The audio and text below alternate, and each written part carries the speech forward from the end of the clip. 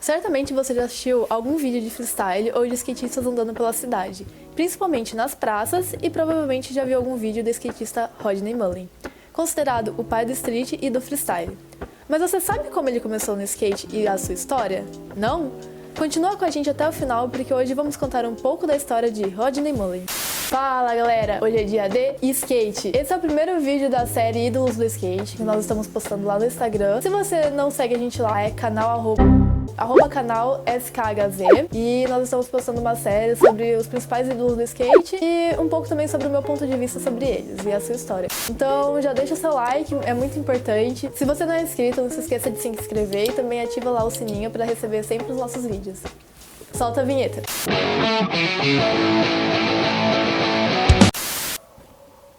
Eu balançar ele o vídeo inteiro, você sabe, né?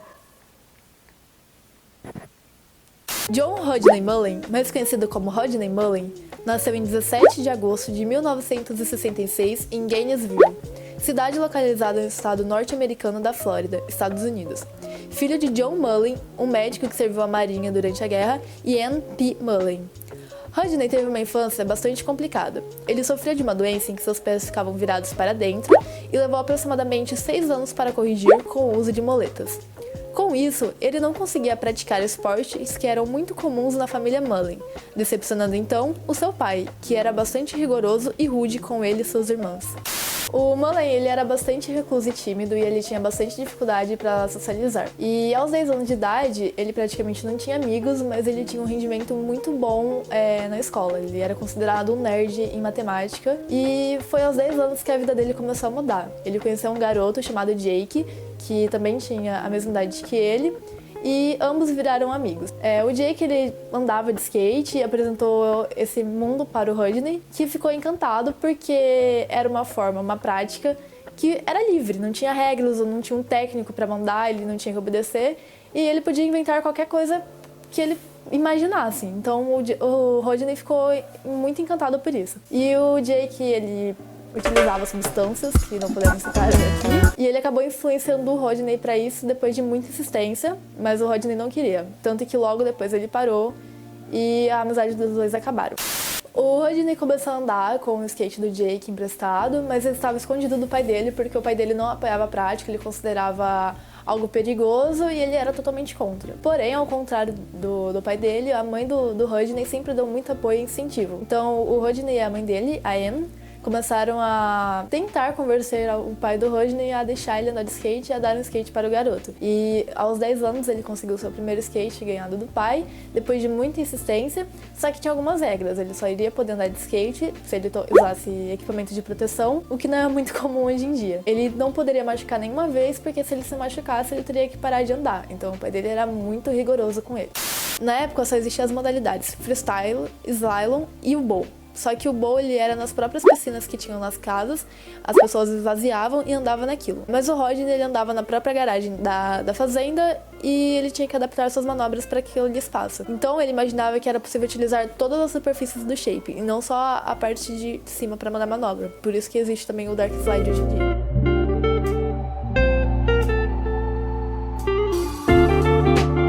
Logo na sua primeira competição, o evento freestyle masculino em Kona, nos Estados Unidos, o Rodney Mullen alcançou o primeiro lugar e ele foi notado por Bruce Walker. E ele também acabou recebendo um patrocínio depois desse evento da Walker Skateboard. On his elbows here, we've got a really hard plastic cap here, protects the elbow. The same with the knee, real hard plastic. This, when a skater does fall, he...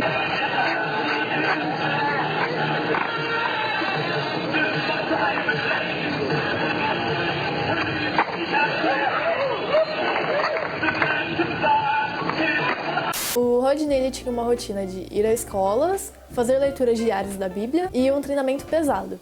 Nos dias de semana ele treinava por cerca de 2 horas, mas no final de semana ele treinava aproximadamente 5 horas por dia. Dessas 5 horas, meia hora era de aquecimento, 3 horas ele fazia um treinamento específico para competições e ele repetia sessão por sessão várias e várias vezes até atingir um nível de perfeição. E o restante das horas ele treinava novas manobras para tentar criar alguma coisa. O Rodney alcançou mais de 30 vitórias nos 3 anos seguintes, mas o pai dele acabou proibindo ele de andar de skate e ele só iria poder andar até o fim daquele verão. O Rodney entrou em um regime de treinamento para derrotar o skatista Steve Rocco no Aces Pro em 1980. O Rodney recebeu uma ligação do Stacy Peralta, ele era um sócio da empresa Power Peralta, que era a maior empresa de skate da época, que estava convidando para participar da equipe.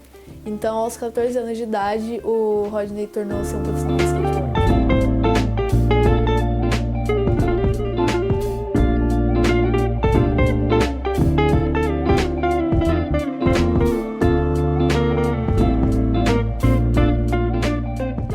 O campeonato aconteceu no Aces Pro. Rodney conseguiu derrotar o Steve Rocco e ele não reagiu bem a ser derrotado por um garoto de 14 anos. E nesse mesmo campeonato, o Rodney conheceu outra lenda do skate, que é o Tony Hawk. Depois que o campeonato passou, o Rodney estava proibido de andar de skate, por conta do que o pai dele havia falado. Só que em 3 dias, a revista Skateboard News fez uma ligação para a casa do Rodney e queria falar com a lenda do freestyle mirim. Então o pai dele viu que o filho poderia atingir algum sucesso e resolveu dar uma nova chance pro garoto. Nessa época, a Power Peralta produziu o primeiro modelo de shape que tinha o Rodney como pro model. Mike Vallely disse que o nascimento da patinação moderna começa com Rodney Mullen. O Ollie Flatland é o começo de tudo, e assim segue até hoje.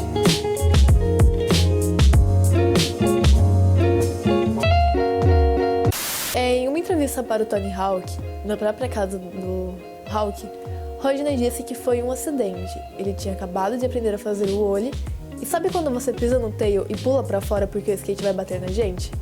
Eu simplesmente tirei o meu pé, o skate girou devagar e eu caí em cima dele. Cocei a minha cabeça. Foi como se o skate tivesse me ensinado a manobra. Passei o dia inteiro tentando repetir. Acho que consegui fazer de novo à noite, ou no dia seguinte. Logo após, ele também inventou diversas outras manobras que são muito conhecidas hoje em dia, como o Hill Flip, o 360 Flip, o Impossible, e em uma delas ele garantiu capa na revista Thrasher, que é muito conhecida no mundo do skate. E o Rodney inventou tanta coisa, cerca de mais de 30 manobras inventadas no skate foram dele, que se você procurar no Google Rodney Mullen, na foto dele vai aparecer inventor. Rodney ficou tão viciado no skate que ele acabou ficando sem comer e seu estado de saúde foi se deteriorando. Ele começou a ter sintomas de anorexia e seu pai, preocupado, resolveu proibir ele novamente de andar de skate. Então, mais uma vez, o Rodney ficou sem andar de skate. Antes de parar completamente com o skate, o Rodney tinha 2 campeonatos para competir. E em um deles, ele errou uma manobra, que é considerada simples, que era um flip, e com isso ele acabou perdendo a única competição de sua vida. Rodney ficou 4 meses sem andar de skate devido à proibição do seu pai, só que isso não ajudou o garoto. O estado de saúde dele piorou ainda mais e ele não tinha mais contato com ninguém na própria casa. Então o pai dele viu como única saída deixar ele voltar a andar de skate novamente, só que com a condição de não participar mais de campeonatos. Então o Rodney voltou a andar de skate, mas ele não podia mais competir. Em 1984, Rodney Mullen terminou seu ensino médio e foi cursar engenharia biomédica e matemática na Universidade da Flórida. Em 1989, o Rodney deixou a Power Peralta e ele se tornou sócio do Steve Rocco, que anteriormente o Rodney havia derrotado, para eles serem sócios na World Industries. O Rodney venceu 34 das 35 competições que ele havia disputado nos últimos 10 anos, foi campeão mundial 8 vezes e realizava manobras que mais nenhum skatista no mundo conseguia realizar. Então isso foi desanimando os outros skatistas e o freestyle foi acabando depois daí, porque toda a competição era sempre o Rodney em primeiro e os outros competidores só andavam pra ver quem que ia ficar em segundo lugar. Isso acabou desanimando. Algumas pessoas falam que isso pode acontecer no street hoje em dia, mas eu discordo. E eu acho muito difícil acontecer, porque o Rodney ele atingiu o nível de perfeição. Nessa época começou a surgir o skate street, como a gente conhece hoje, de skatistas andando nas ruas em picos aleatórios. Então o freestyle teve uma queda e o street teve um avanço. E com isso o dinheiro que o Rodney recebia abaixou, porque ele não queria abrir mão do freestyle. E o dinheiro que ele estava ganhando não estava dando para manter as necessidades básicas. Então ele passou por um período bem complicado da vida dele. Com a pressão de estar no 4º ano da universidade, mas as dívidas que estavam complicadas de pagar, Rodney estava um dia indo para uma apresentação de skate dentro de uma van com outros skatistas. e ele resolveu pular dela em movimento, caindo no meio de um matagal. Ele só apareceu à noite em um hotel quando os outros skatistas conseguiram encontrar ele.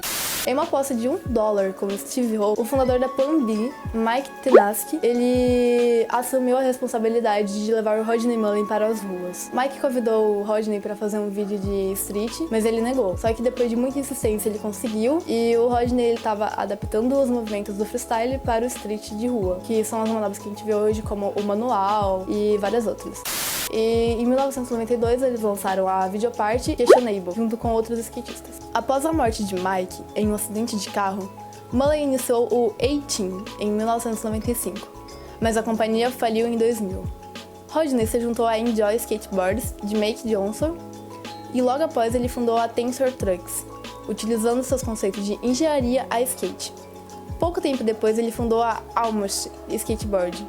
Em 2002, o Rodney foi eleito skatista do ano. Em 2003, Rodney foi votado como o maior atleta de esportes radicais pela revista Extreme Sports Channel. Durante as gravações de um vídeo, ele começou a sentir um desconforto na perna direita, lembrando que o Rodney era regular. A pelvis dele começou a se fundir com o fêmur, formando uma calcificação que foi diminuindo os movimentos da perna. Os médicos não tinham solução, nem mesmo cirurgia. Alguns dizem que ele realizava uma série de alongamentos bizarros para retirar a calcificação. Um dia, ele prendeu a perna na roda de um carro e começou a acontecer seu corpo até o máximo que a perna aguentasse. E quando ele chegava a esse máximo, virava ainda mais até ouvir um estalo. Ele repetiu esse ciclo até conseguir ouvir o estalo. Levantou e estava conseguindo andar. Rodney conseguiu retomar os movimentos da perna e a calcificação havia sido desfeita. Em 2007, o Rodney voltou a andar de skate. Atualmente, o Rodney é um dos skatistas que possui a maior fortuna. Ela é estimada em cerca de $30 milhões. E hoje em dia ele ainda anda de skate, e isso é possível conferir em suas redes sociais. Eu andei dando uma stalkeada no Instagram dele e tem bastante vídeo sobre skate lá e bastante coisa nostálgica também para quem quiser conferir. Atualmente o Mullen está dando palestras e ele passou a integrar uma equipe do MIT voltada para arquitetura e urbanismo. Ele aparece nos jogos Tony Hawk's Pro Skater 2, Tony Hawk's Pro Skater 3, Tony Hawk's Pro Skater 4, Tony Hawk's Underground, Tony Hawk's Underground 2, Tony Hawk's American Wasteland, Tony Hawk's Project 8, Tony Hawk's Proving Ground, Tony Hawk's Pro Skater HD.